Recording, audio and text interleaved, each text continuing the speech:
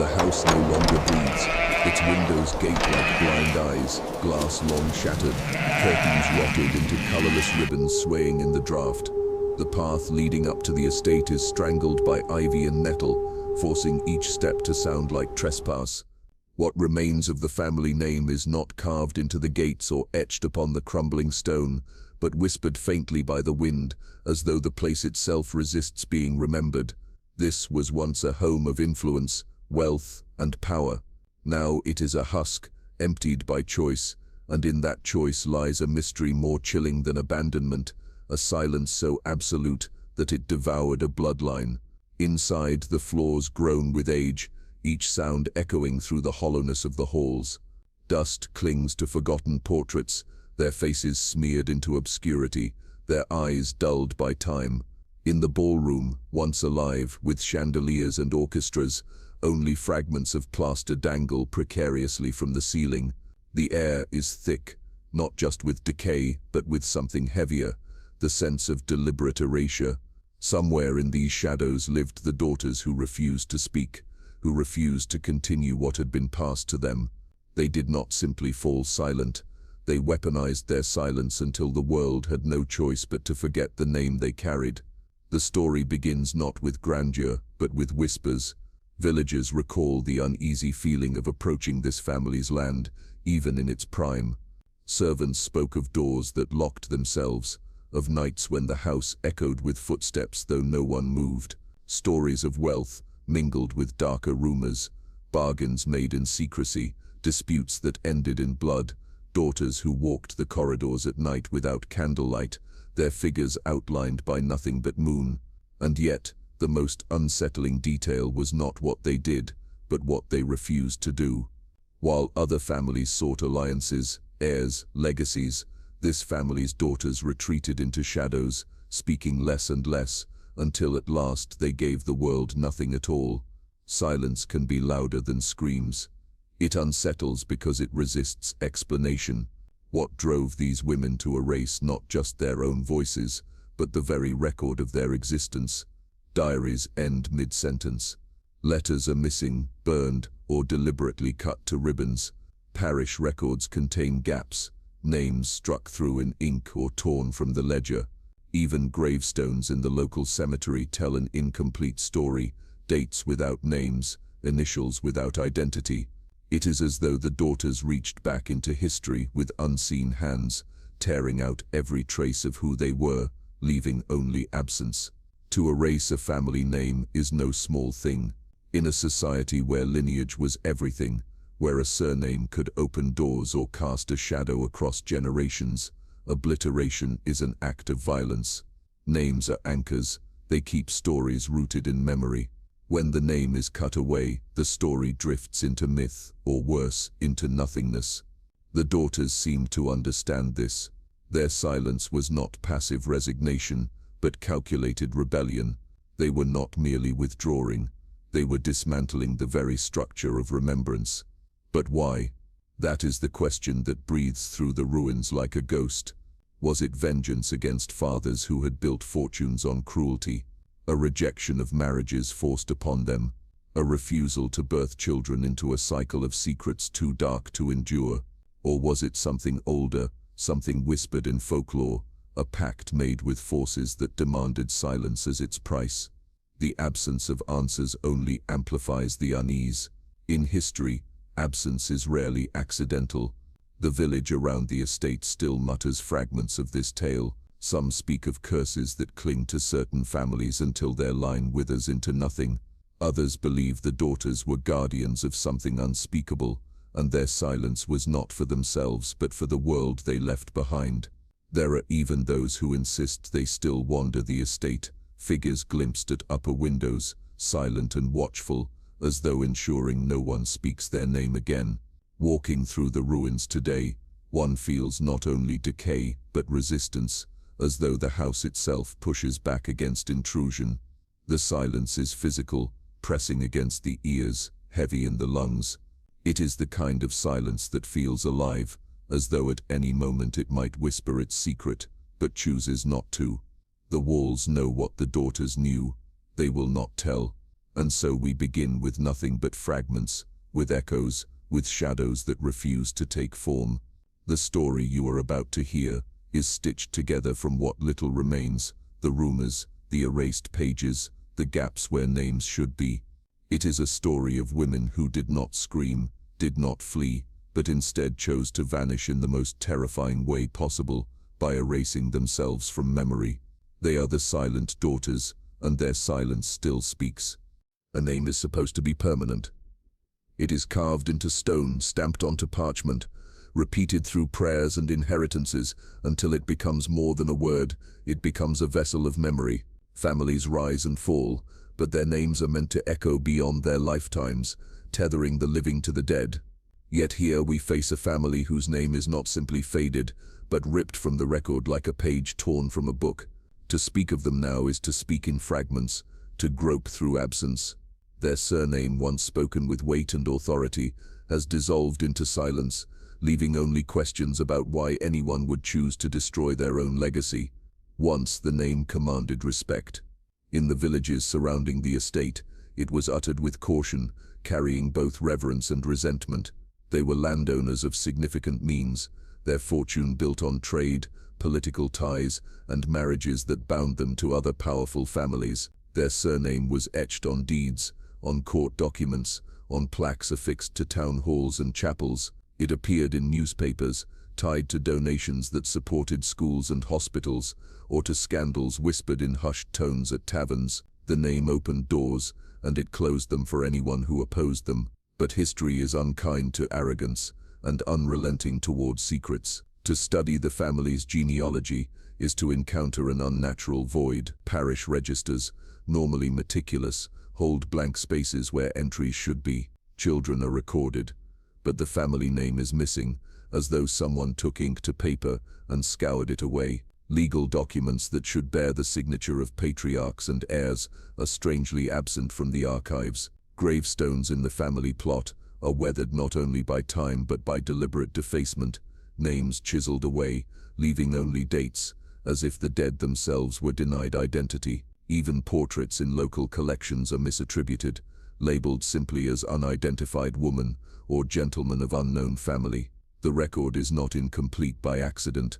It has been dismantled. This deliberate erasure poses the first great mystery. In most cases, names vanish because a family line dies in poverty, forgotten by history's march. But this was no obscure lineage. These were not peasants swept aside by famine or plague. Their disappearance was willed, intentional, carried out with precision and persistence. It is one thing to fall into obscurity by neglect. It is another to demand obscurity, to insist upon it so completely that it persists centuries later. Why erase a surname? To destroy a name is to destroy the bridge between generations. Without it, no future descendants can claim inheritance. No historian can trace ancestry. No monument can endure without context. The surname is the root of remembrance, and when cut away, everything else withers. The daughters understood this truth, whether by their hand alone or through forces they unleashed.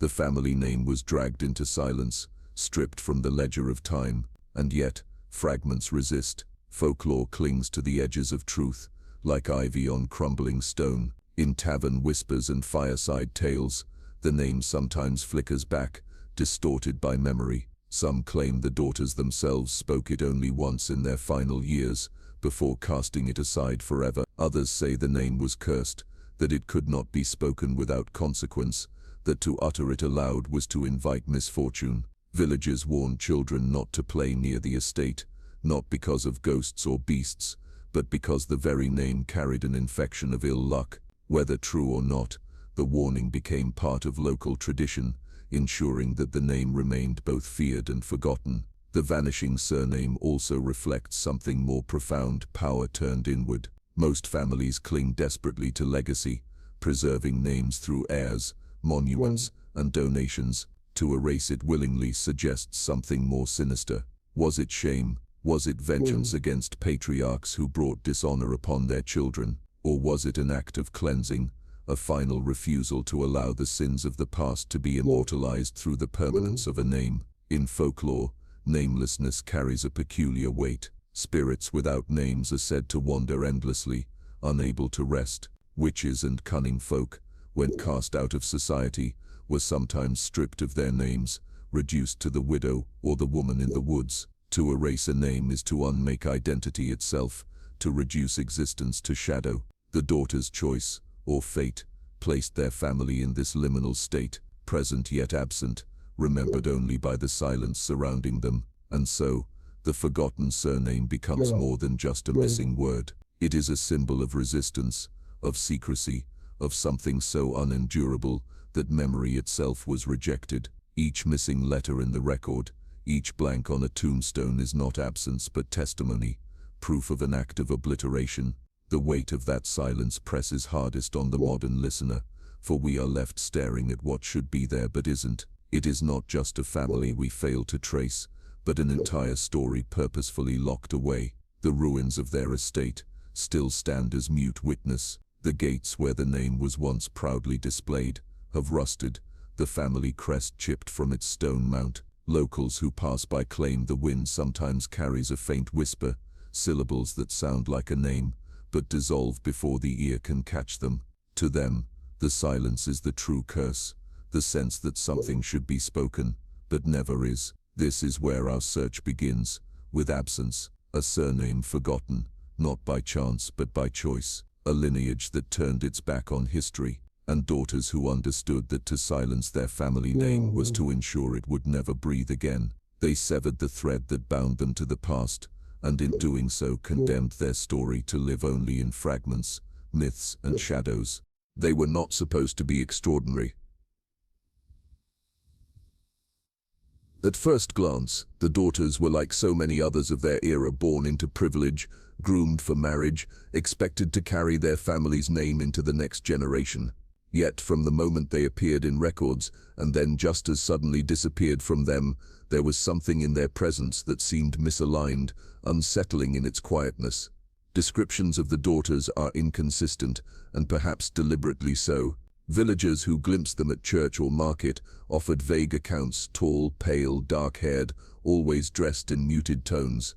Some remembered their silence most of all, noting how they moved together, almost in unison, as though bound by an invisible thread. Others swore they spoke softly to one another, in a language unfamiliar, though no outsider ever heard a word addressed to them directly. Even in the bustling world of their family's estate, where servants and tenants brought life to the grounds, the daughters carried with them a hush that seemed to ripple outward, chilling conversations and drawing wary stares. One servant recalled, in a testimony preserved in a later letter, that the sisters would sit for hours in the library without opening a single book. They did not embroider, did not play the piano, did not engage in the usual pastimes of young women of their standing. Instead, they sat in the dim light, hands folded, eyes fixed on the middle distance, as though waiting for something unseen. When spoken to, they replied with politeness but brevity, their words clipped, their tone flat. To serve them was, as the servant put it, like tending to statues. And yet, for all their quietness, the daughters were not invisible. Their presence drew attention precisely because of the absence they exuded. In a society where women were expected to be charming, conversational, and socially useful, their refusal to play the part of daughters on display was read as defiance. Suitors who approached with offers of marriage were met with refusals so cold and final that many never dared to press again. In an age when women's futures were almost entirely dictated by fathers and husbands, these young women seemed to carve a path of stillness, resisting without raising their voices. Whispers began to grow. Some said they had been cursed at birth. Others believed they carried the guilt of their family's past, wearing it like a shroud. There were murmurs of a secret education, of lessons conducted in the dead of night, of the daughters poring over texts hidden from public view. The silence then was not emptiness but discipline, a practice of withholding, of guarding something too dangerous to release. Physical descriptions blur further in oral accounts. Some villagers swore that the sisters were unnaturally alike, though they were not born twins. Their features were said to mirror one another so perfectly that it was difficult to tell them apart when they stood together. Whether this was truth or the distortion of memory, it added to their legend They became less like individuals and more like a singular presence, a collective silence that hovered at the edges of community life. Letters from distant relatives provide another angle. In one, an aunt complained of the daughter's disdain for society and their refusal to attend gatherings or balls. She wrote that their father grew increasingly agitated by their obstinance, fearing the family name would wither without proper heirs. Another letter, more sympathetic, described them as delicate creatures, unsuited for the noise of the world, preferring the comfort of shadows. Both accounts agree on one detail: their silence was not mere shyness. It was chosen, cultivated, sharpened into a weapon of refusal. As the years passed, the daughters retreated further into seclusion. The estate, once a place of lavish parties and feasts, grew quieter. Servants left, rumors spread, and the family's interactions with the village dwindled to near nothing. The daughters were rarely seen, except at the edges of the property, moving slowly along the overgrown paths, their faces pale beneath the brim of their bonnets. When they did appear in public, they caused unease. One villager recalled that seeing them approach was like watching shadows lengthen at dusk. You could feel them arrive before you saw them, and when they passed, the air seemed colder. Children dared one another to peek through the estate's iron gates, claiming that the sisters could be seen standing at the windows, unmoving, like guardians of something terrible. In time, their silence transformed from eccentricity to something darker. They were no longer simply daughters who refused to marry or speak. They became figures of folklore, woven into local stories as omens, witches, or even angels of death. And yet, the truth remains elusive. We do not know their thoughts. No diary has been found, no letter written in their hands survives. Their silence was not only in their lives, but in their records, echoing across history. This absence tempts interpretation.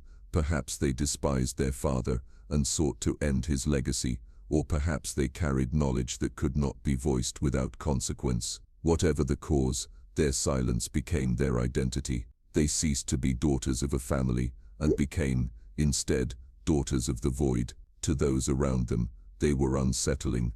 To us, they are a mystery. Their refusal to participate in the world is both haunting and strangely powerful. While other women of their time were consumed by marriages, childbirth, and duty, these sisters carved out an existence defined by resistance through erasure. It is as if they understood that silence, when absolute, can echo louder than any confession. And so the daughters remain in shadow, glimpsed only in fragments of memory and myth. They stand at the threshold of history and folklore, figures who resist clarity, who refuse to speak even now. To describe them is to describe absence, to reach for details that dissolve in the telling.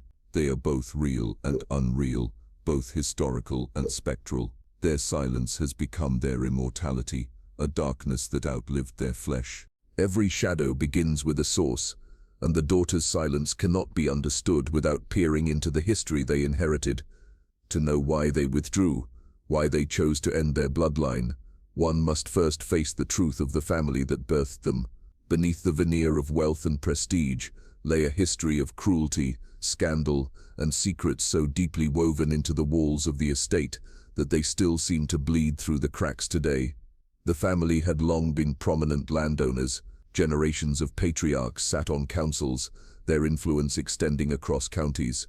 Their name carried weight in legal courts, in churches, and even in the markets where their tenants traded. They were patrons of local charities, benefactors to chapels, and yet behind these gestures of generosity simmered a reputation for ruthlessness. Their fortune was not only inherited, but built upon exploitation. Farmers under their control were known to labor under impossible rents, families driven into poverty to maintain the grandeur of the estate. Those who resisted often found themselves ruined, their land confiscated, their livelihoods destroyed.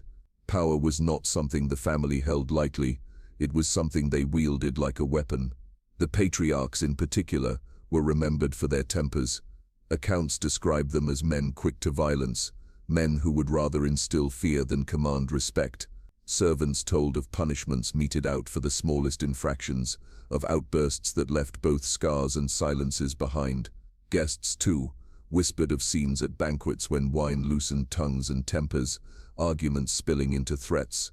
One story tells of a distant cousin who dared to confront the head of the household about his treatment of tenants, only to vanish soon after. No official investigation followed. The silence surrounding his disappearance became part of the family's legend. Those who challenged them were simply swallowed by the earth. But wealth and violence were only the surface. The deeper one digs, the more the family's history begins to blur the line between scandal and the supernatural. Parish records hint at children born outside of marriage, some baptized under the family name, others erased from existence altogether.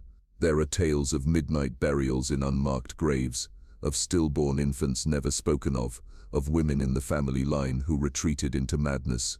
The estate itself was said to host rooms kept locked for generations, their keys lost or destroyed, rooms where servants claimed to hear weeping at night. In the nearby village, darker rumors took shape. The family was said to consort with forces beyond the church's approval. There were stories of secret gatherings in the woods beyond the estate, of fires burning through the night, of chanting in languages no one recognized.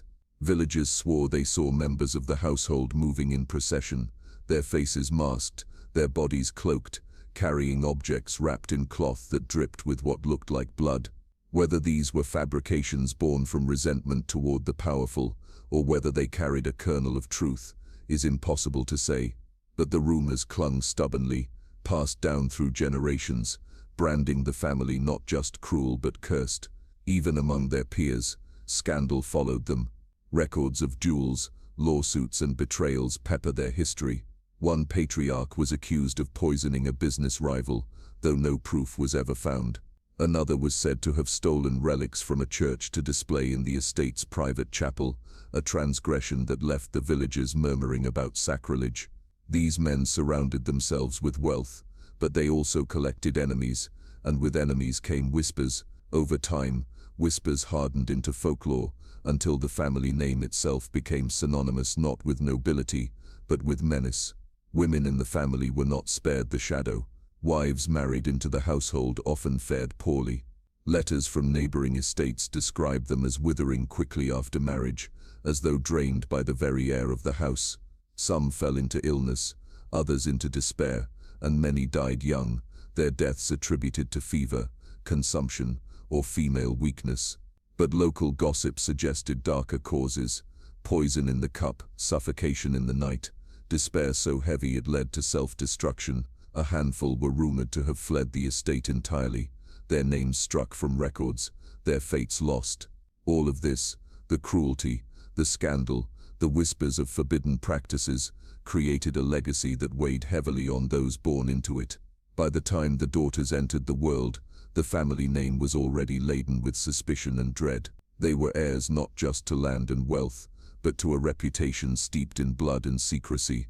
Every glance cast their way in the village, every murmur as they passed, carried the weight of centuries of wrongdoing. The silence they chose in later years can be read against this backdrop. Perhaps it was shame, or perhaps it was the only form of resistance left to them.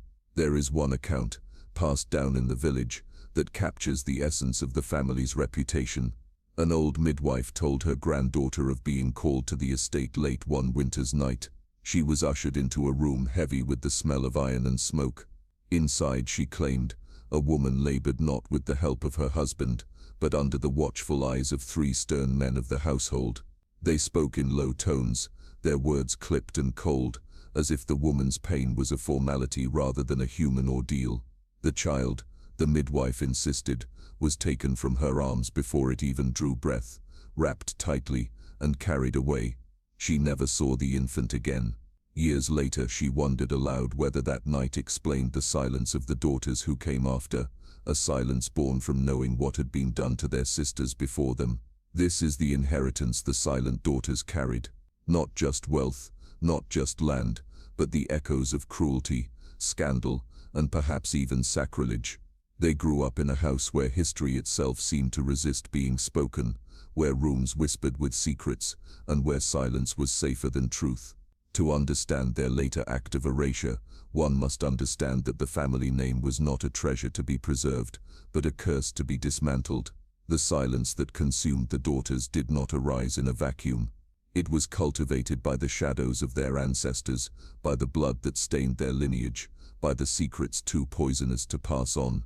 To speak the family name was to carry its weight, to erase it was perhaps their only act of liberation. At first, the silence was subtle. It began as a soft resistance, the kind easily dismissed as eccentricity. The daughters declined invitations to gatherings, offering polite excuses of ill health or weariness. They stopped attending dances, then church services, then even the dinners hosted within their own home. Their absence was felt more than explained, and each refusal chipped away at the expected rhythm of aristocratic life. At a time when every action of a daughter was supposed to fortify her family's alliances, their retreat unsettled those who watched.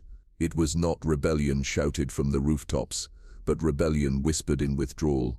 What unsettled their family most was the way the silence spread. At first, they simply spoke less, answering questions with brief phrases or letting silence hang in the air until it suffocated the conversation. They allowed letters to go unanswered. Guests were left waiting in parlors that grew colder by the hour, only to be informed the daughters would not appear. Suitors, men of good standing and fortune, who once would have been courted eagerly by any family of ambition, were dismissed with chilling brevity. Some received no reply at all, their proposals swallowed by the void. Others were told directly, though without anger, that no such union would ever take place. Marriage in that era was not merely about companionship. It was a lifeline, a continuation of blood and legacy. To refuse it so absolutely was to declare war on one's lineage.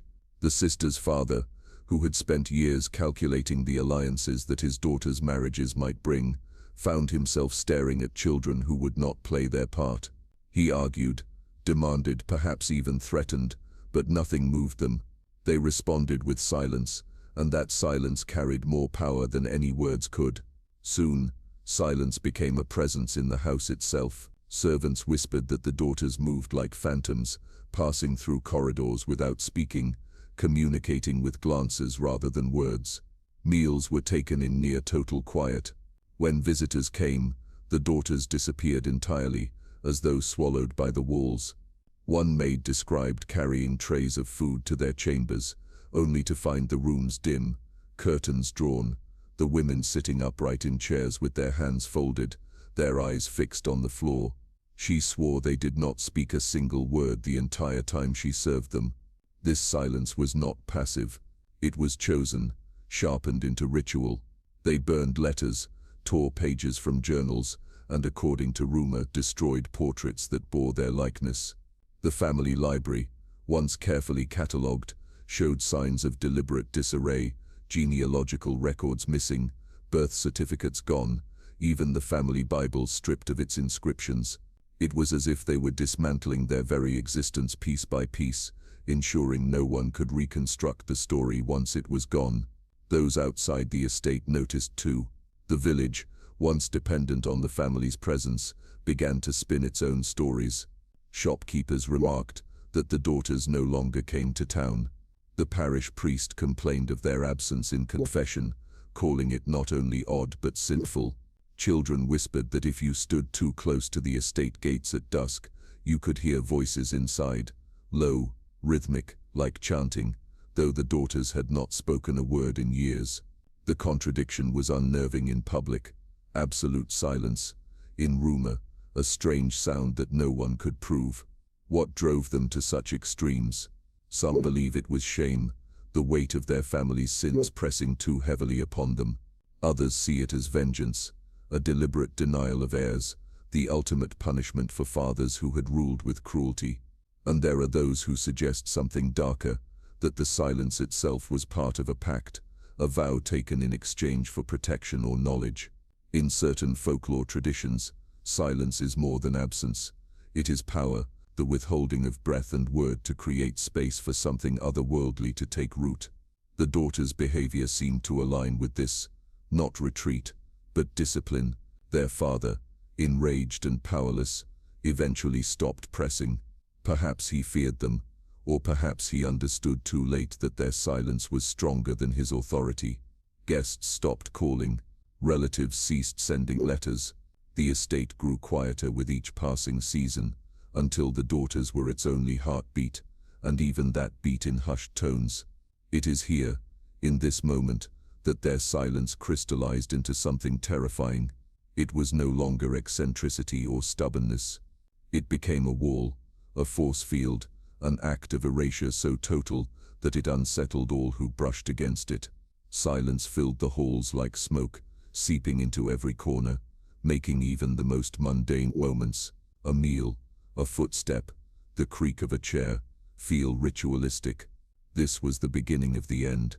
By refusing to marry, to speak, to participate, the daughters closed every door their ancestors had spent centuries opening. They suffocated their own name, extinguishing the possibility of heirs. With every letter burned, with every silence maintained, they were digging the grave not just for themselves, but for the family's legacy.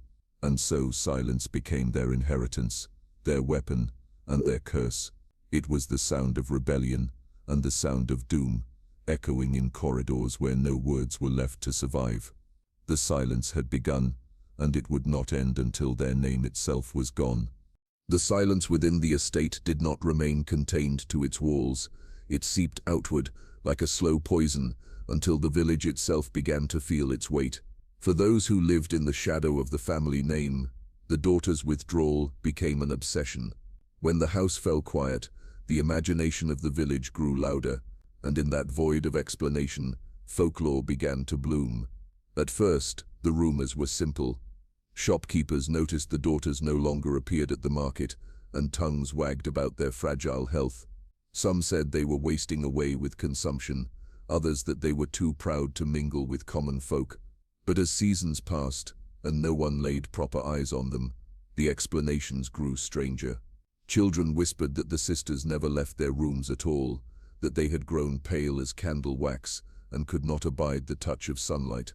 A blacksmith swore he once saw them in the woods at dawn, barefoot and dressed in white, their faces hidden by veils as they moved in silence between the trees. He never repeated the tale without making the sign of the cross. The village priest tried to quell such stories, but he fed them instead. In sermons, he scolded the sisters' absence, calling their withdrawal sinful, a rejection of God and community. He told his congregation that silence was the devil's tool, that refusal to confess was a refusal to cleanse the soul. His words had the opposite effect. The daughters' silence became not just strange, but dangerous. If they would not confess, then surely they had something to hide. Soon, the estate was no longer just a house at the edge of the village. It was a place to be feared. Parents warned their children not to wander too close. Farmers cursed when their animals strayed onto its fields, muttering that misfortune followed those who trespassed. And yet, despite their fear, villagers could not resist weaving tales to explain what lay behind those locked gates. One story claimed the daughters had struck a bargain with death itself. They had traded their voices for longevity, condemning themselves to silence in exchange for unnaturally long lives. Another insisted the sisters practiced forbidden rites in the dead of night.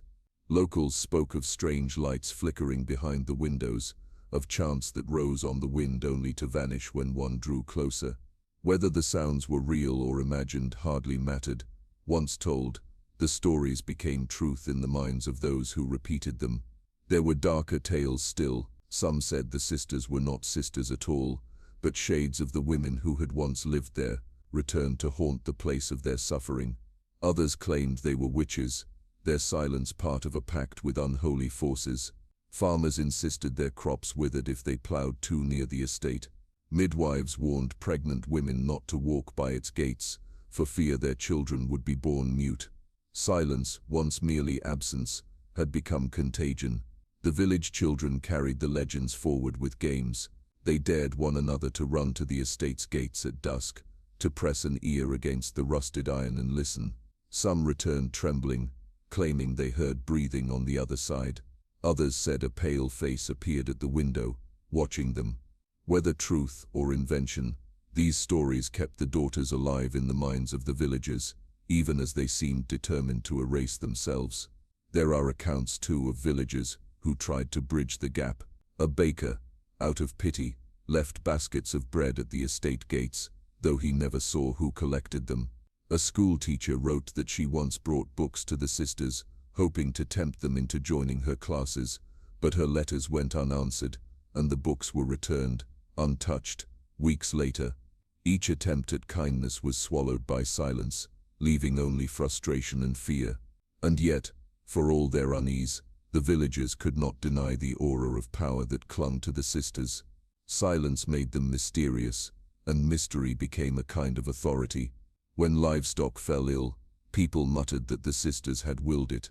When storms destroyed crops, the estate was blamed for angering God. Their absence meant they could not defend themselves, but it also meant no one dared confront them. They became both scapegoats and saints, feared and revered in equal measure. The oral traditions that sprang up around them reveal as much about the villagers as about the sisters themselves. In times of hardship, communities often invent figures to embody their fears. The silent daughters became that embodiment, a canvas for every anxiety the village carried, from failing harvests to forbidden desires. They were at once witches, ghosts, cursed saints and victims. Their silence allowed all possibilities to exist, feeding the folklore like tinder feeds a fire. Years later, when folklorists and historians tried to trace the story, they found little in the way of solid fact. Instead, they encountered layer upon layer of myth, each tale contradicting the last but all sharing the same core. The sisters were silent, and that silence was dangerous. Villagers told of footsteps echoing long after the house was abandoned, of shapes at the windows when no one lived there.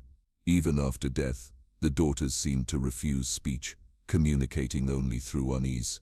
What began as whispers of eccentricity had, by the time of their passing, transformed into legend. Their silence had rippled outward, reshaping the community's imagination. In folklore, the sisters became eternal, living on not through heirs or legacy, but through the stories told in hushed tones around firesides. The very silence they wielded in life ensured their voices would echo forever in myth. And so, the village carried their memory forward, not in names, not in records, but in stories, half believed, half feared. The silence of the daughters became part of the land itself, echoing in every rumor, every warning, every tale meant to scare children into obedience. Even now, those who pass the ruins swear the air grows colder, as though the silence has never lifted. History is supposed to leave trails. Births, marriages, deaths, all are written into ledgers, stamped onto certificates, carved into stone. Even the poorest families leave behind fragments, baptismal entries in parish registers, faded ink in census rolls, weathered names on gravestones. But when we look for the daughters, when we follow the threads of their family through the usual archives, we find only gaps. The paper trail that should confirm their lives has been gutted, as though someone walked through history with a blade, slicing out every line that bore their name. It begins with the church records. The parish books from the village, normally a careful chronology of births and marriages, hold peculiar absences. Pages from the right years remain intact, yet in some, entries are missing entirely. Where one would expect the daughters' baptisms, there are blank spaces, as though the ink had faded or been scrubbed away. In certain volumes, one can see faint indentations, the impression of handwriting that once pressed against the paper but has since been scraped or erased. Priests of later generations puzzled over these gaps, noting them in margins but offering no explanation. Some believed the volumes had suffered water damage, others whispered that the omissions were intentional. Civil records fare no better. Wills, deeds, and marriage contracts that should have borne the family's signature are either missing from the archives or altered in ways that defy explanation. A will preserved in the county records, for instance, lists the estate's holdings but omits the names of its daughters entirely, though it is known they lived and inherited. Another document, a land deed, shows visible scraping where a surname once appeared. Beneath candlelight, archivists claim they can see the faint ghost of the letters, but not enough to make the word legible, as if the name itself was too dangerous to survive intact. The gravestones, too, tell a troubling story. In the family burial ground, markers stand weathered and crooked. Yet where inscriptions should preserve the memory of those beneath, Many stones are mutilated. Names have been chiseled away, leaving only dates of death. In some cases, even the dates are uncertain, digits gouged out until they are unreadable. The stonework bears not the smooth erosion of time, but the violent scars of deliberate defacement. Someone, or perhaps many someones across generations, made certain that the names would not endure. The graves became not memorials, but erasures in stone. Even portraits and heirlooms show traces of this vanishing. In collections scattered across neighboring estates, paintings of unknown women remain, figures dressed in the fashion of the daughter's time, their features bearing resemblance to descriptions of the sisters, yet their canvases carry no names. On the backs of frames, where inscriptions once identified sitters, black paint now covers the script. Curators who examined them note that the paint appears layered, applied years after the original portraits were finished, as though someone had returned later to strip away identity. The daughters may well stare at us still from these anonymous faces, but their silence extends even here. The paint refuses to let their names be known. Such precision in erasure suggests intention rather than chance. Families often lose records to fire, flood, or war, but those disasters leave randomness behind. Here, the gaps are too deliberate, too patterned. The daughter's trail has been removed systematically, like organs extracted from a body, which leads to the question, who did this? One theory suggests it was the daughters themselves. In their ritual of silence, they may have destroyed letters, burned journals, and ordered the defacement of tombs. If they were determined to sever their family name from history, then erasure would be the natural extension of their silence. Another theory posits that later generations, embarrassed by scandal, carried out the destruction to shield themselves from association. Yet there were no later heirs of the bloodline. The family died with the daughters. So who then continued the task? Was it servants loyal to their wishes? Neighbors who feared their memory? Or something less human, a silence that extended beyond the grave to consume anything that dared to preserve them? Archivists who study the family often speak of unease.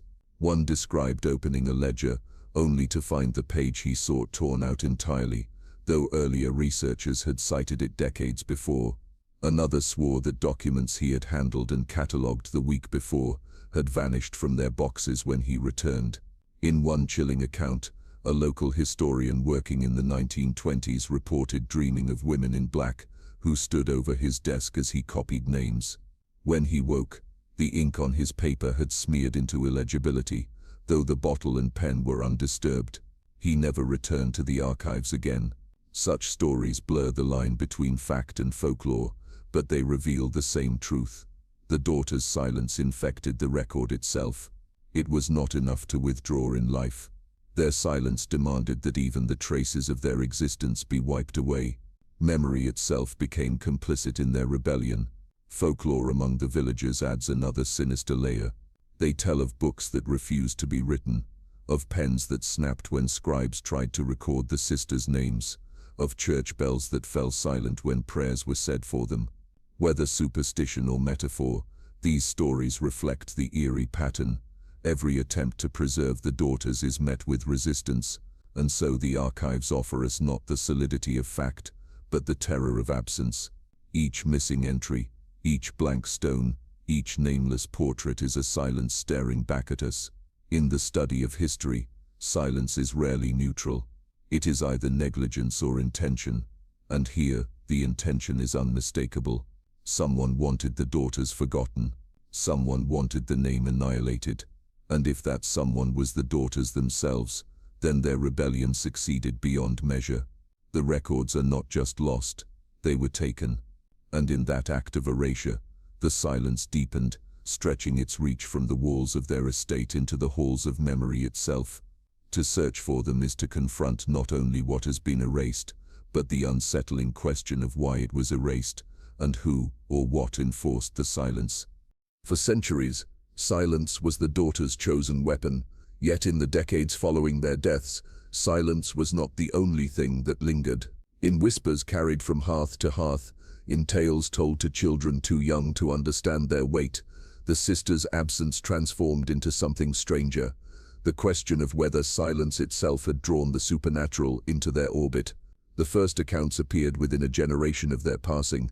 Villagers spoke of strange lights flickering in the abandoned estate. Candles that no one had lit burned in windows, glowing faintly against the night, only to vanish when approached. Some swore they saw shadows pacing the upper floors, dark silhouettes of women in long gowns moving back and forth behind curtains. When the house was finally opened to auction its contents, those who entered reported a stifling chill, a heaviness that pressed against the chest as though the very walls carried the weight of silence. More unsettling still were the sounds. Though the sisters had refused speech in life, many claimed their voices returned in death. A parish sexton reported hearing a soft humming while tending graves at dusk, the sound rising from the family plot, though no one was present. A group of children dared one another to linger at the estate gates. They returned pale, insisting they heard whispering that grew louder the longer they listened, though they could not make out the words. To the villagers, these were not just ghostly echoes, they were the punishment of silence, voices trapped between worlds, neither alive nor at rest. Of course, not everyone agreed. Skeptics offered natural explanations. Old houses groan, drafts whistle, and the imagination fills the void left by fear. But the sheer consistency of reports troubled even the rational.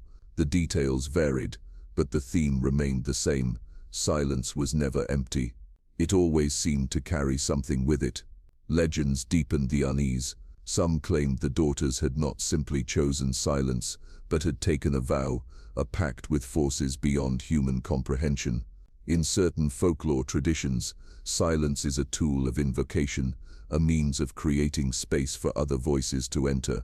The sisters' refusal to speak, their destruction of records, their isolation from the world, to some, these were not acts of despair but rituals, a method of binding themselves to something unseen. Villagers whispered that their silence was not their own, but commanded, the price of knowledge or protection given by a darker power. Superstitions began to accumulate. Farmers said their cows went dry if pastured too near the family land. Midwives told expectant mothers not to pass the estate gates, for fear their infants would be born mute. Even the parish priest, a man committed to the rational order of Scripture, admitted privately that bells refused to ring on anniversaries of the daughters' deaths. He insisted it was rust in the metal, but his hesitation betrayed doubt. Then there were the stories of those who dared to enter the estate after it was abandoned. In the late 19th century, a group of young men, emboldened by ale and bravado, broke into the house one autumn night. They expected dust, rot, perhaps rats. What they found unsettled them so deeply that none ever returned. According to one account, they discovered entire rooms untouched by decay, as though frozen in time. Chairs were arranged around tables set with cracked but intact porcelain, and in the hearth lay ashes that seemed fresh, as though a fire had been recently extinguished. But the worst came when they reached the upper floor. On a wall, scrawled faintly in what looked like chalk or perhaps bone ash, was a phrase repeated over and over. "We remain in silence." None of the men admitted to writing it. None could explain how it had been there when the house was locked for decades. Such stories fueled the belief that the daughters' silence was not passive but binding, an anchor that tethered them to the estate long after death. Ghost hunters of the 20th century, eager for notoriety, flocked to the ruins with their devices, hoping to capture proof. Some claimed to record faint whispers, indecipherable murmurs that grew louder when questions were asked. Others produced photographs where pale shapes appeared in windows, their faces blurred but unmistakably feminine. Critics dismissed these as tricks of light, of technology, of wishful thinking, yet even skeptics could not deny the pattern. Silence invited imagination, and imagination refused to let the sisters rest. There is, too, the darker interpretation, that the silence itself was a curse, to live without speech, without continuity of family, without records, was to sever ties not only with the living but with the dead. Some folklorists suggest the daughters' refusal to marry or reproduce marked them as betrayers of lineage, a crime that invited ancestral wrath. Their haunting, then, was not self-imposed but punishment, the vengeance of generations silenced by their choice. The missing names on gravestones, the erased records, the vanished portraits, all were not acts of human hand, but evidence of a curse designed to erase them from history and memory alike. Yet perhaps the most chilling possibility is also the simplest. The daughters in their silence erased themselves so thoroughly that even death could not claim them properly. They became something in between, shadows of absence, not ghosts in the usual sense, but voids that unsettled reality itself. When people speak of the estate as colder, heavier, darker, they may not be describing spirits at all, but the weight of erasure itself. The silence of the daughters was so complete that it transformed into a presence, and presence lingers. Historians continue to debate. Paranormal investigators chase whispers in empty halls. Villagers still tell stories of shapes in windows and voices in the graveyard. Skeptics dismiss it all as myth built upon myth, a cultural ghost story spun from the threads of fear and fascination. But whether supernatural or psychological, the effect remains the same. The daughter's silence refuses to die. It unsettles, it provokes, it haunts, and that is the heart of the question. Was it paranormal, or was it the natural consequence of a silence so deep it infected every space it touched? Did the sisters become legend because they courted the supernatural, or because human beings cannot tolerate such absolute absence without inventing a presence to fill it? Perhaps the line between the two is thinner than we like to believe. What is certain is this silence was their rebellion, their ritual, and their curse, and in the echoes that followed, in ghostly lights, in whispers, in erased records and mutilated stones, silence became more terrifying than any sound. When history leaves only fragments, silence, erasures, and whispers, it is human nature to search for reasons.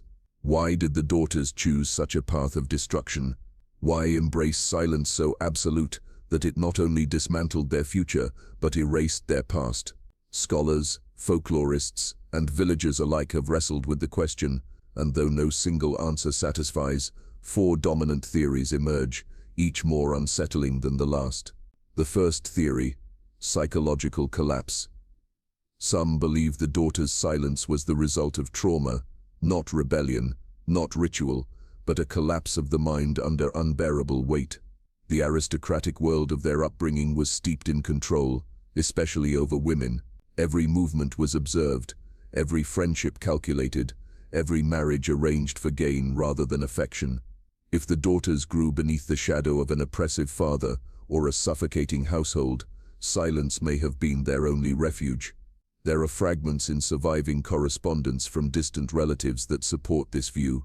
One aunt complained in a letter that the girls showed no cheer, no sparkle, only the dimness of eyes that will not lift.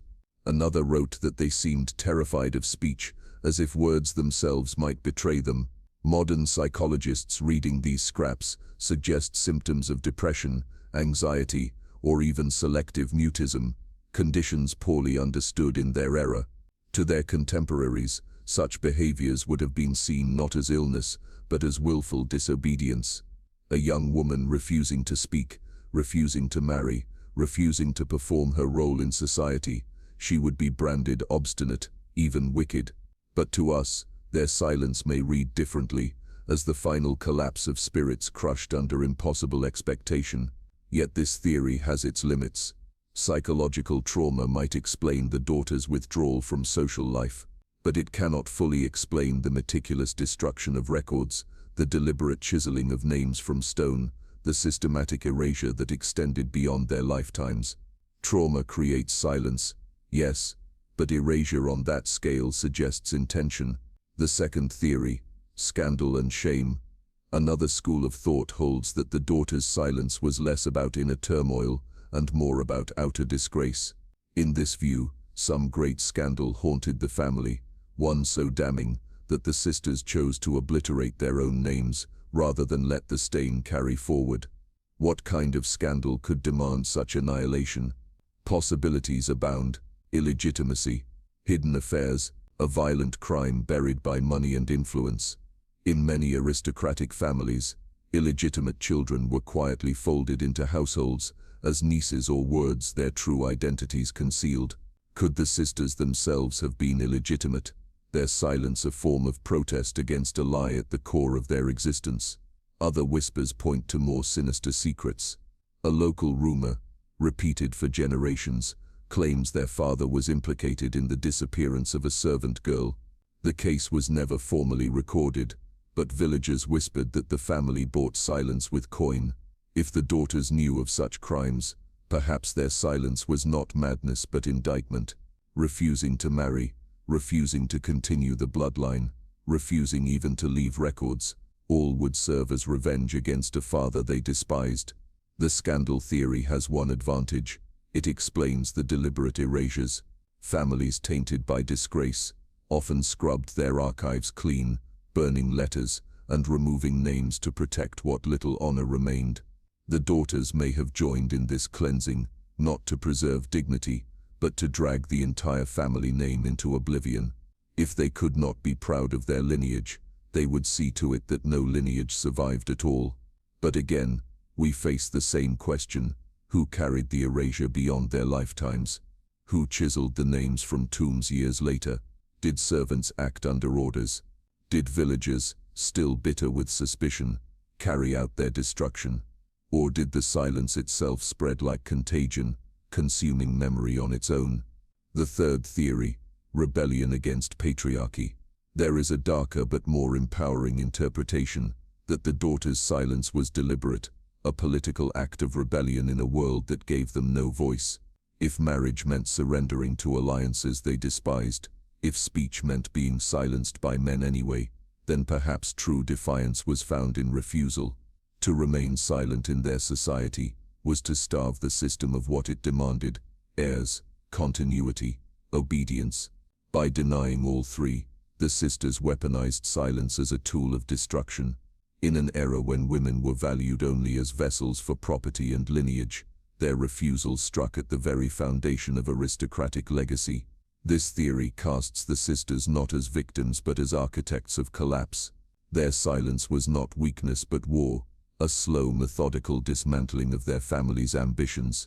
The burning of records, the chiseling of names, the refusal of suitors, each act was a battle in a war no one else knew was being fought. Historians who favor this theory point to other women of the time, who resisted in quieter ways, women who never married, who wrote scandalous journals, who refused children, or took lovers of their choosing. The sisters' silence in this view was an extreme but logical extension of a growing current of female resistance. But such rebellion came at a cost. To destroy their lineage was to destroy themselves as well. They ensured no heirs would carry their names. No future generations would remember them with honor. Their rebellion may have been powerful, but it was also self-annihilating. Silence became both their sword and their grave. The fourth theory, the occult vow.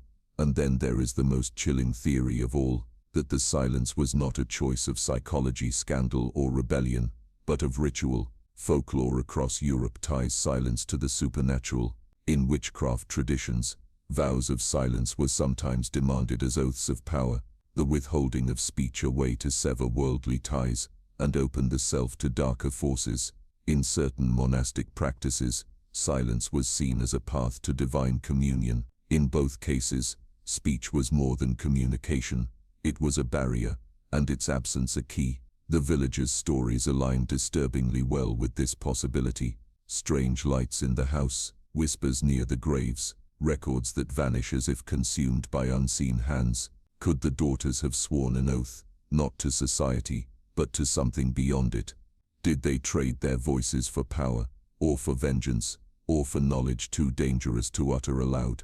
Supporters of this theory point to the eerie consistency of folklore: animals sickening near the estate, bells that refused to toll, children born mute when their mothers walked too close to the gates. Superstition, yes, but superstition that clung stubbornly, long after logic should have dissolved it. And if the vow was real, it may explain why their memory refuses to settle. Perhaps they did not simply erase themselves. Perhaps they bound themselves in silence for eternity, their absence becoming its own haunting, their erased names, their eternal prayer, a tapestry of motives. In the end, no single theory suffices. Trauma, scandal, rebellion, ritual, each explains a part of the silence, but none captures the whole. Perhaps the truth was a tangle of them all: trauma that bred rebellion, scandal that demanded erasure, ritual that sanctified it all in the silence of eternity. What is certain is this: the sisters were not passive victims of silence. They wielded it. Whether as collapse, revenge, protest, or ritual, their silence became an instrument of power, and in that choice, whether born of pain, fury, or pact, they accomplished what few in history have managed. They erased themselves so completely that the world has never stopped searching for them.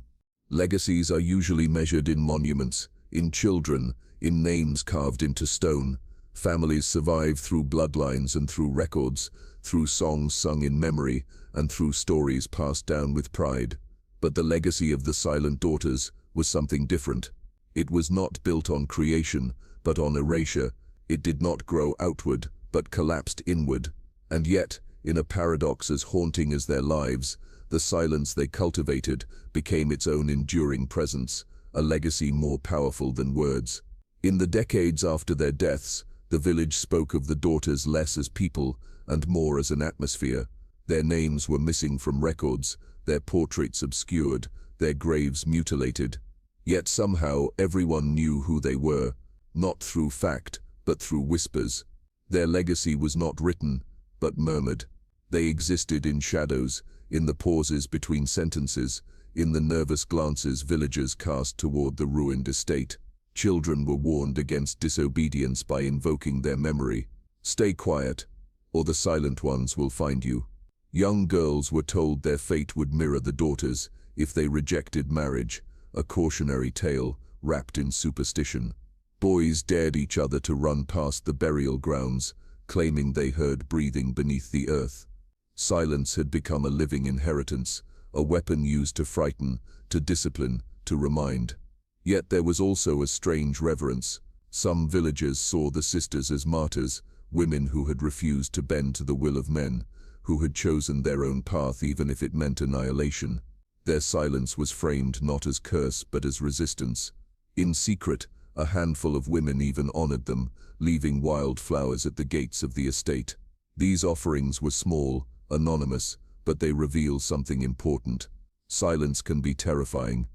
Yes, but it can also be inspiring. The daughters had carved out a form of power that defied the structures of their world, and in their absence, others recognized it. Historians, centuries later, were drawn to this contradiction. In the archives, their legacy appeared as gaps, blank pages, missing names, mutilated stones, but in oral traditions, they loomed larger than life.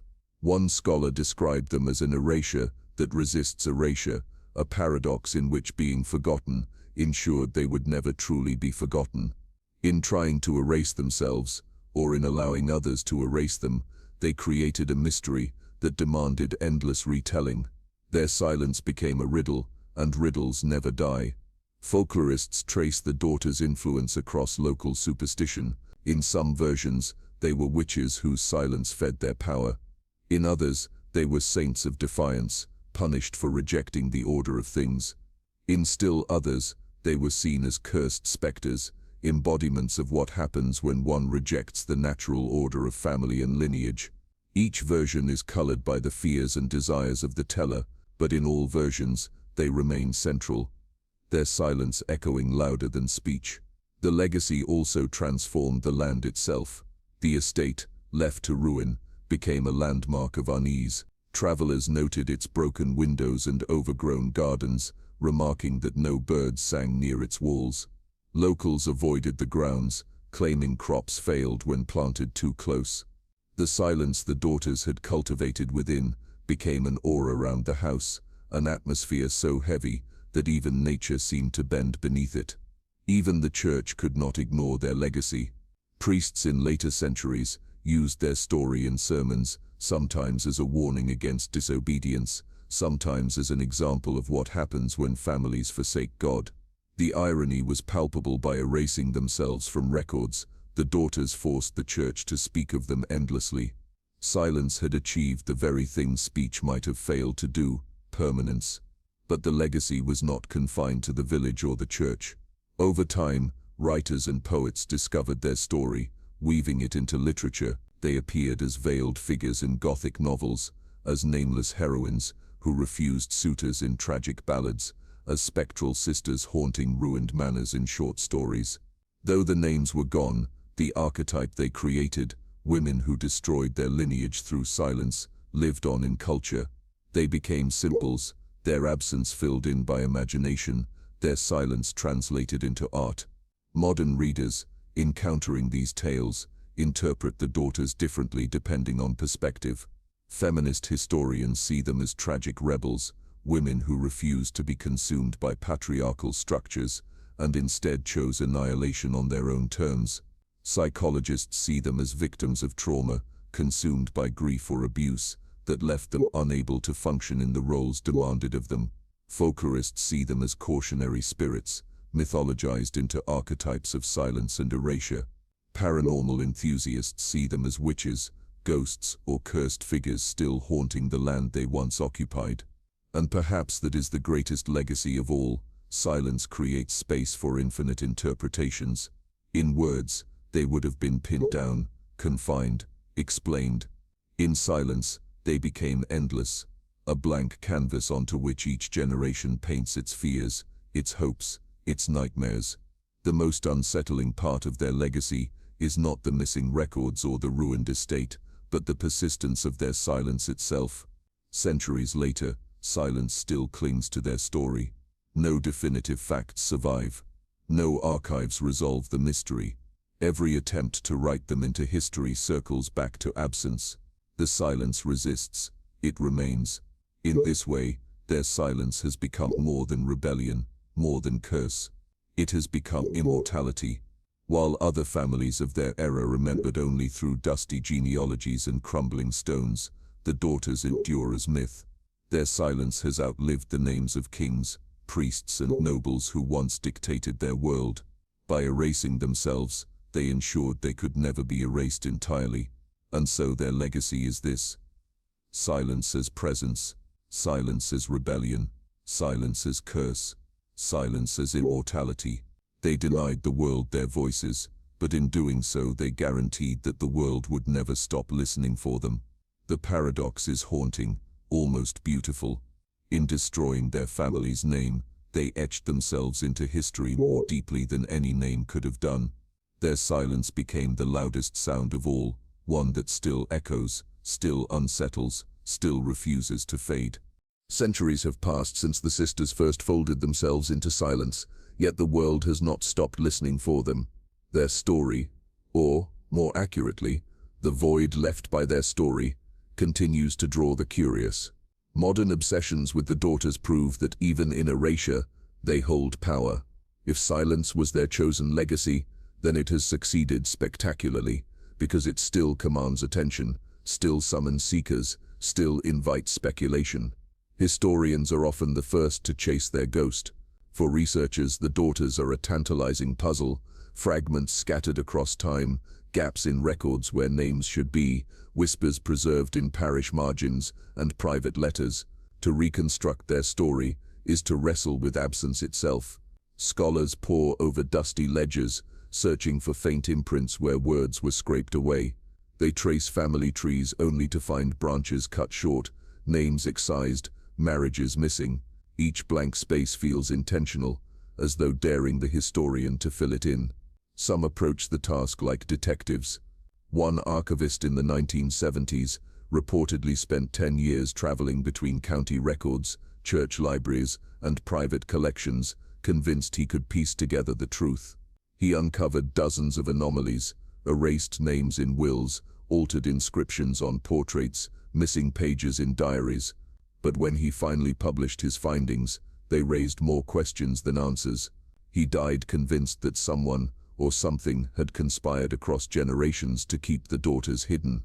Others dismissed his paranoia, but his obsession mirrored that of countless others who have tried and failed to resolve the silence. Paranormal investigators approach the story differently. For them, the sisters are not puzzles but presences. The ruined estate, though mostly collapsed, still draws thrill seekers and ghost hunters. Teams armed with cameras, recorders, and electromagnetic devices claim to have captured proof, faint whispers repeating their names, cold drafts sweeping through sealed rooms, shadowy figures caught in photographs. One group reported setting down a recorder in the family graveyard, only to find, upon playback, the sound of synchronized breathing, slow, steady, and in perfect unison, though no one had been present. Of course, skeptics dismiss these findings as tricks of equipment or imagination. Yet even skeptics cannot deny the allure of the sisters. Their silence has become one of those cultural mysteries that refuses resolution, like ghost ships or vanished colonies, where rational explanation never quite satisfies. Something about silence resists closure. It invites endless speculation, which is exactly what the sisters seem to have ensured. But fascination with the daughters is not limited to academics and investigators. Artists, writers, and seekers of the macabre have found endless inspiration in their story. Gothic novelists of the 19th century drew upon their legend when crafting heroines who refused suitors and wasted away in locked rooms. In the 20th century, poets reimagined them as martyrs of silence, victims of a patriarchal order who chose annihilation over submission. Painters have depicted them as veiled women, faceless figures staring from windows, or as shadows pressed into walls. Their silence becomes a canvas onto which every generation projects its fears and desires. In recent years, filmmakers and podcasters have seized upon their story. True crime enthusiasts treat the daughters as a cold case, dissecting theories of motive, scandal, and occult vows. Paranormal shows dramatize their hauntings, overlaying whispered recordings with ominous music. Artists on digital platforms reinterpret them through illustrations and short films, often portraying them as tragic anti-heroines who embraced silence to resist control. Each retelling reinvents them, but all circle back to the same paradox: silence louder than speech. Why does this silence still grip us? Part of the answer lies in modern obsessions themselves. We live in a world oversaturated with information, where every moment is documented, recorded, uploaded. In such a world, erasure is terrifying. To vanish without record, without trace, is more horrifying than any scream. The daughters represent that terror, the deliberate annihilation of self in an age obsessed with permanence. They remind us that history can be not only written, but unwritten. There is also the allure of rebellion. In a society that demanded obedience, they refused. In a lineage that demanded heirs, they ended it. In a culture that demanded women speak when spoken to, they remained silent. Their defiance resonates, particularly with those who feel crushed by expectations. Artists and thinkers return to them not just for horror, but for a kind of bleak inspiration. Silence as weapon, silence as escape, silence as power. Yet obsession has its dangers. Those who dive too deep into the sisters' story often describe unease, even dread. Archivists complain of recurring dreams, of pale women standing at the edges of their vision. Paranormal investigators speak of sudden equipment failure, of recordings corrupted without explanation. Writers describe a peculiar fatigue, as though the act of writing about silence drains them. Whether psychological suggestion or something more, the pattern is hard to ignore. The sisters still demand silence, even from those who try to give them voice. In this sense, their legacy is not just historical or folkloric but active. They continue to shape behavior. They continue to unsettle the present. Whether by curse, coincidence, or cultural imagination, the daughters reach across centuries to maintain control. Even now, as you hear their story, their silence presses against it, shaping how it is told, how it is heard. The modern world obsesses over them because they embody something unresolved. They are mystery without solution, rebellion without redemption, silence without peace. Every theory leaves gaps. Every explanation fails to close the case. And so, generation after generation, seekers return, historians with ink, ghost hunters with machines, artists with paint, writers with words. Each adds to the story, but none complete it. Perhaps that is their final victory. By erasing themselves, they created a vacuum that will never be filled. Their silence is infinite, capable of absorbing endless attention, endless obsession, without ever giving itself away. We return to them because we cannot resist the puzzle. And the puzzle remains because they ensured it would remain. The daughters may have destroyed their family's name, but in doing so they created something larger, a myth, a haunting, an obsession that survives in every archive, every tale, every whisper of their silence. In life, they refused speech. In death, they command endless voices. Their silence became not an end, but an invitation, one that we are still answering, centuries later. The silence that had defined the sisters for decades did not vanish in their final days. Instead, it deepened, taking on a weight that those around them could not ignore. If their lives had been lived in shadows, then their deaths were cloaked in a darkness even heavier, filled with contradictions and unanswered questions. What happened in those final weeks remains one of the greatest enigmas of their story. Some accounts suggest the decline began quietly, almost imperceptibly. Servants and distant relatives, who occasionally checked on the estate, reported that the sisters had become thinner, more withdrawn, their movements slowed by exhaustion.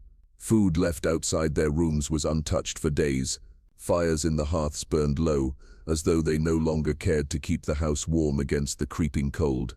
It was as if life itself was draining away, pulled by the gravity of the silence they had nurtured for so long. Other versions of the tale, whispered in the village taverns, were far more dramatic. According to these stories, strange lights were seen dancing in the windows in the nights leading to their deaths. Some claimed to hear a low humming that rolled out across the fields, not music exactly, but something resonant and unnatural. One farmhand swore he saw the sisters, clad in long dark gowns, walking the perimeter of their estate in the dead of night, circling the grounds as though performing a ritual. Whether these were real events, or the product of imagination, no one could say. But such stories stuck, feeding the notion that their final days were not merely lived but orchestrated, part of a ritual act of disappearance. There is also the matter of their final decision. Records show that the estate was left in ruin, its lands neglected, its belongings scattered or sold off by creditors. No will bearing their signatures survives. No heirs were named. It was as if, in their last act, they refused to bind themselves to any future. The sisters, who had already severed themselves from their family's past, now ensured that nothing of their present would carry forward. It was the purest continuation of their vow, silence not only in life, but also in legacy. Witnesses, or at least those who claim to be, tell conflicting stories of the day their deaths were discovered. Some said their bodies were found in the same room, seated upright in chairs on opposite sides of a table.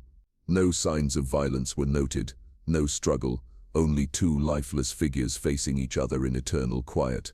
Others insisted they were found lying in bed, their faces serene, as though they had simply fallen asleep and never awoken. A few more sensational accounts claimed something stranger, that they were discovered clasping hands, with faint markings on their skin, as though written in ash or chalk, symbols no one could decipher.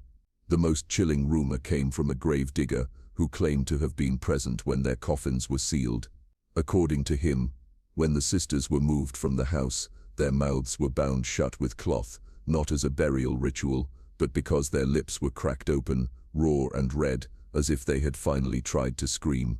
The story was dismissed as tavern gossip, yet it endures, because it aligns too well with the cruel irony of their lives. Women who had spent decades in silence, breaking it only in death. The church's involvement further complicates the mystery. Parish records of their burial are suspiciously sparse. Where other families had elaborate rites documented in detail, the sisters' entry is reduced to a single line. 2 daughters interred, unnamed, no sermon notes survive, no mention of hymns or attendance. It was as if the church itself colluded in their erasure, unwilling to give them the dignity of remembrance. This has led some scholars to speculate that the church considered them cursed, that their vow of silence was interpreted as pact or rebellion, making them unworthy of full rites.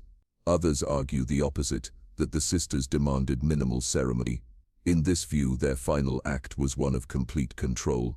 Having erased their names from ledgers and their faces from portraits, They refused even the church's ritual words over their bodies. They had chosen silence in life. They would not tolerate prayers in death. If true, it was the most absolute form of their rebellion, silence as totality, even unto the grave, and yet even in their supposed erasure, they could not escape memory. Villagers who attended the burial whispered of strange occurrences. The bells of the parish tower, prepared to toll the hour, reportedly fell silent, not for lack of effort, but because the clapper refused to strike. When lowered into the earth, the coffins made no sound, as though swallowed by something deeper than soil. Some claimed the ground shook faintly, others swore they saw shadows moving against the gravestones. Such accounts are impossible to prove, but they capture the enduring aura of unease. Even in death, the sisters commanded atmosphere. The years that followed only deepened the mystery. Their graves, like so much else tied to their lives, were desecrated. Inscriptions were scraped away, leaving blank stone. Flowers withered unnaturally fast according to locals, and offerings vanished without explanation. Rumors grew that anyone who lingered too long at their resting place would hear faint whispers carried on the wind, voices that seemed to speak in unison, yet said nothing one could understand. The paradox of their final days is this: we know they died, yet we do not know how. We know they were buried, yet their resting places resist permanence. We know they ended their family's name, yet in doing so created a name more enduring than any they might have passed on. Their last act, like all that came before, was a performance of silence so powerful that it echoes across centuries. Perhaps that is the true horror of their ending. Not that they died alone, or mysteriously, or with ritual, but that they succeeded. Every attempt to reconstruct their final days collapses into contradiction, rumor, and unease. Their silence swallowed the truth of their deaths, just as it swallowed the truth of their lives. And so we are left with fragments: a flickering candlelight in a window, a body seated upright, a grave without inscription, a bell that would not toll, pieces of a puzzle designed never to be complete. The sisters' final days mark the culmination of their vow. Silence, carried to its absolute conclusion, became their last and most permanent word. Not spoken, not written, but lived, embodied, and sealed in death. They erased their family, their names, their records, and in the act of dying they erased even themselves. And yet in that erasure, they became eternal. The story of the silent daughters does not end with their deaths. In truth, it does not end at all. Like the echo of a bell long after its toll, their silence continues to reverberate, not in the halls of their ruined estate, nor only in the whispers of their village, but in us, the listeners, the seekers, the ones who cannot turn away from the void they left behind. Their silence has become more than history. It is a mirror. When we reflect on the sisters, what is it that unsettles us most? Is it the tragedy of lives unlived, of women who never married, never bore children, never carried their family's name into the future? Or is it the radical defiance of their choice, the deliberate rejection of every role their society demanded? Perhaps it is both, braided together in a paradox as chilling as it is compelling. They destroyed themselves, and in doing so became immortal. They erased their lineage and by erasing it, etched themselves deeper into memory than any heir could have. This is the dark magic of their silence, absence transformed into presence, silence as an active force, not emptiness but weight. For centuries, people have spoken of the sisters not because of what they said, but because of what they refused to say. In a world defined by words, contracts, confessions, prayers, vows, their silence was a rebellion, and rebellions echo. The tale unsettles because it presses on something primal in us, our fear of being forgotten. Human beings fight to be remembered, through children, through monuments, through stories passed down.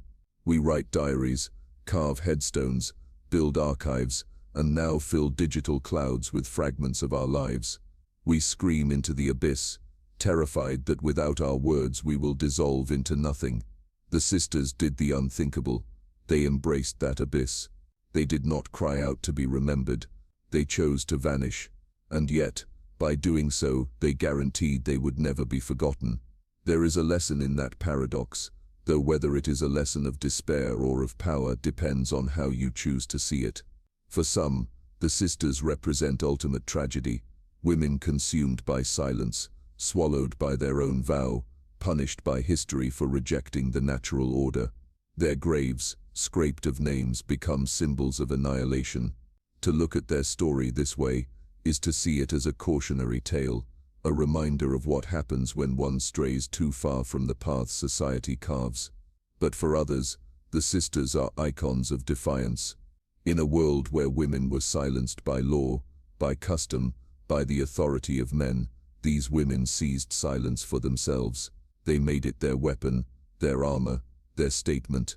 They refused to participate in a lineage that might have consumed them. They rejected the voices that would have dictated their futures. If they could not control the world, they could at least control their absence from it. To see them this way is to recognize their silence not as submission, but as one of the most radical acts of self-possession imaginable. And then, there is the third possibility, the most unsettling of all, that their silence was neither tragedy nor rebellion, but something else entirely. A ritual, perhaps. A pact, an invocation of powers we do not fully understand. For those who believe the whispers, the lights, the hauntings, the daughter's silence was not an end but a transformation. They became not martyrs, not victims, but something inhuman. If this is true, then their silence still lingers not because of memory, but because they are still here, not alive, not dead, but present in the void they created. What do we make of such possibilities? Historians, skeptics, believers, folklorists, all return to the sisters because they cannot resolve them, and that is precisely what makes their story endure.